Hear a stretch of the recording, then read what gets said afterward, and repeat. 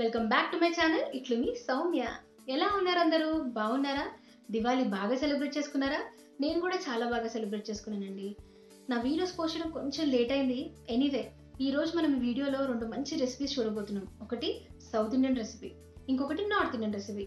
South Indian recipe వచ్చి నిమ్మకాయ కారం. ఇది తెలియని వాళ్ళు ఎవరు ఉంటారు చెప్పండి? కానీ మా అత్తగారు చాలా బాగా చేస్తారు.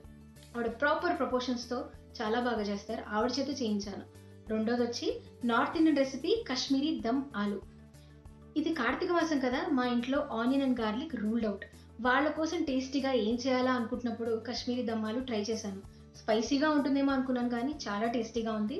పుల్కాస్లోకి అయితే ది బెస్ట్ కాంబినేషన్ అని చెప్పాలి. సో ఆ రెసిపీ కావాల్సిన పదార్థాలు ఏంటి, ఎలా చేయాలో రెసిపీలో చూసేయండి. Let's get started.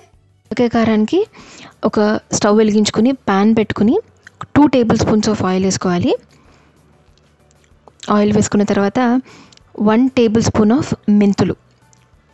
స్టవ్ సిమ్లో పెట్టుకునే ప్రాసెస్ అంతా చేసుకోవాలండి. మెంతులు వేసుకున్న తర్వాత కొద్దిగా చిటపట్లాడాక ఒక 2 టేబుల్ స్పూన్స్ ఆఫ్ ఆవాలు వేసుకోవాలి. ఇది 4 మీడియం సైజ్ నిమ్మకాయ కోసం చేస్తున్నాము. సో దాని తగ్గట్టుగా 2 టేబుల్ స్పూన్ల ఆవాలు వేసుకుని ఒక్కసారి కలుపుకోండి. దీనికి ఒక 10 నుంచి 12 ఎండుమిరపకాయలు పడతాయి. మీకు కొంచెం కారం కావాలి అనిపిస్తే ఇంకొక 2-3 ఎండుమిరపకాయలు మీరు వేసుకోవచ్చు. మేమైతే 10 నుంచి 12 ఎండుమిరపకాయలు మాత్రం వేసాము. స్టవ్ సిమ్లో పెట్టుకుని ఎండుమిరపకాయలు కొంచెం సేపు వేగించాలి. ఎండుమిరపకాయలు వేగిన తర్వాత స్టవ్ ఆఫ్ చేసేసుకుని అప్పుడు ఒక టేబుల్ స్పూన్ ఇంగువ యాడ్ చేసుకోండి. ఇంగువ అరోమా చాలా బాగుంటుందండి అండ్ చాలా మెయిన్ ఇంగ్రీడియంట్ ఇది ఇంగువ. సో 1 టేబుల్ స్పూన్ ఆఫ్ ఇంగువ వేసుకుంటున్నాం. ఒక్కసారి స్టిర్ చేసుకుని దీన్ని రూమ్ టెంపరేచర్లోనికి రానివ్వాలి.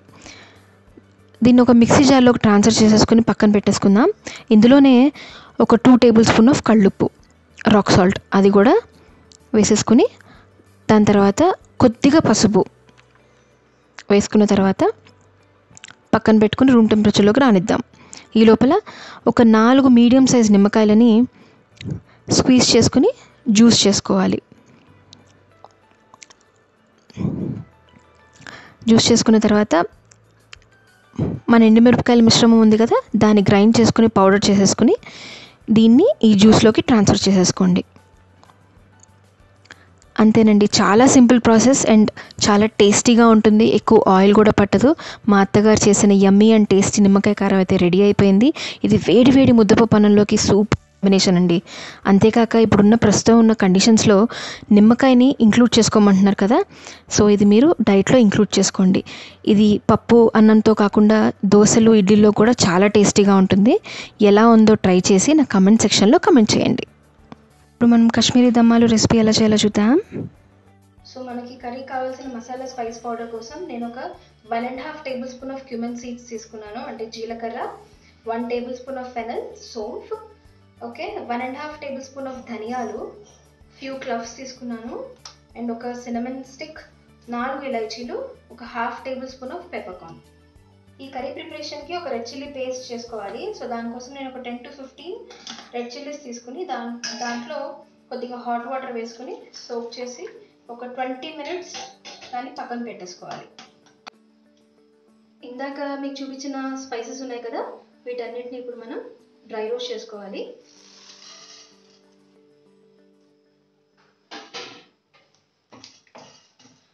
సిమ్లో పెట్టుకుని మన స్పైసెస్ అయితే ఇలాగా ఫ్రై అయిపోయాయి. మంచి అరోమా వస్తుంది అండ్ బర్న్ అవ్వకూడదు. మంచి అరోమా వచ్చాక స్టవ్ ఆఫ్ చేసేసి రూమ్ టెంపరేచర్లోకి వచ్చిన తర్వాత దీన్ని ఒక పౌడర్ చేసుకోవాలి. కాశ్మీరీ దమ్మాలు కోసం నేను బేబీ పొటాటోస్ని ఆల్రెడీ బాయిల్ చేసుకుని పీల్ చేసుకుని పక్కన పెట్టుకున్నాను. దీన్ని ఇప్పుడు మనం పోక్ చేసుకోవాలి. పోక్ ఎందుకు చేసుకోవాలంటే ఇలాగా గ్రేవీ జ్యూసెస్ అనేవి లోపల దాకా వెళ్ళి కొద్దిగా గ్రేవీ జ్యూసెస్ వెళ్ళిన తర్వాత టేస్టీగా అవుతాయి పొటాటోస్, లేకపోతే బ్లాండ్గా ఉంటుంది టేస్ట్. నెక్స్ట్ మనం ఇందులో నేను ఆల్రెడీ బాయిల్ చేసుకుంటున్నప్పుడే కొద్దిగా సాల్ట్ వేసుకున్నాను, సో చూసుకుని వేసుకోండి. కొంచెం సాల్ట్ అండ్ కొద్దిగా కారం, కాశ్మీరీ పౌడర్ మీకు టేస్ట్కి సరిపడా. ఎందుకంటే మనం దీంట్లో మళ్ళీ మనం రెడ్ చిల్లీస్ని పేస్ట్ చేస్తాం కదా, టాస్ చేసి పెట్టుకున్నాం కదా, సాల్ట్ అండ్ కారం వేసి వాటిని ఇప్పుడు కొద్దిగా ఆయిల్ వేసి ప్యాన్లో ఇలా సాటే చేసుకోవాలి. ఫ్రై అవ్వక్కర్లేదు, ఎక్కువ ఫ్రై అవ్వాల్సిన అవసరం లేదు. కొంచెం అవుటర్ లేయర్ కొద్దిగా క్రిస్పీగా రావాలి. బేబీ పొటాటోస్ సాటే అయ్యే లోపల ఇందాక మనం ఫ్రై చేసి పెట్టుకున్న మసాలా ఉంది కదా, దాన్ని మనం పౌడర్ చేసుకోవాలి. అండ్ ఈ రెడ్ మిర్చీస్ని మనము వాటర్లో సోక్ చేసి పెట్టాం కదా, ఒక 20 minutes అయింది. ఇప్పటికి ఈ రెండింటిని ప్రాసెస్ చేసుకుని పక్కన పెట్టుకుందాం. బేబీ పొటాటోస్ని ఇలాగా ఫ్రై చేసి పక్కన పెట్టేసుకోవాలి. కాశ్మీరీ దమ్మాలకి మెయిన్ కావాల్సిన మనకి కర్డ్ గ్రేవీ.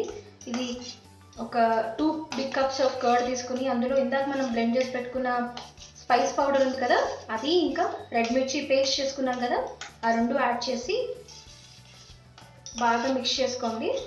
పెట్టుకుని కొంచెం 2 tablespoons ఆఫ్ ఆయిల్ వేసుకుని మీడియం ఫ్లేమ్లో పెట్టుకోవాలి. దాంట్లో అసోఫుటిడా, హింగ్ వేసుకుని పించ్ పసుపు,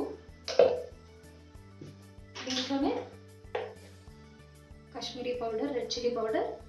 ఇది పెద్దగా కారంగా ఉండదండి, సో ఒక 1 tablespoon వేసాను. లో ఫ్లేమ్లోనే పెట్టుకుని ఫ్రై చేసుకోండి. డ్రై స్పైసెస్ కదా, బర్న్ అయిపోయే ఛాన్సెస్ ఉంటాయి. నెక్స్ట్ ఇందులో మనం ఇందాక curd and masala red chilli paste ఉంది కదా, దాన్ని ఇంట్లో ట్రాన్స్ఫర్ చేసుకోండి.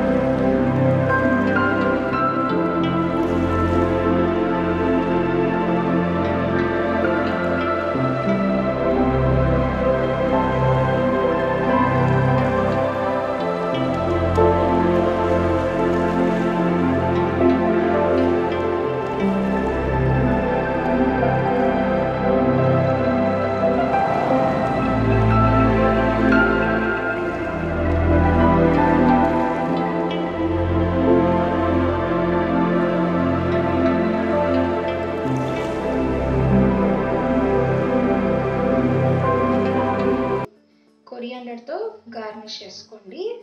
That's it. పుల్కాస్లోకి, పరాటాస్లోకి, నార్మల్ చపాతీస్లోకి చాలా చాలా బాగుంటుంది. ఆ రెసిపీస్ కనుక మీకు నచ్చినట్టయితే లైక్ చేయండి, షేర్ చేయండి, సబ్స్క్రైబ్ చేసుకోండి. పక్కనున్న బెల్ ఐకాన్ని టింగ్ అని కొట్టండి. నా ఫర్దర్ నోటిఫికేషన్స్ కూడా మీకు వచ్చేస్తాయి. Take care. Signing off. ఇట్లు మీ సౌమ్య.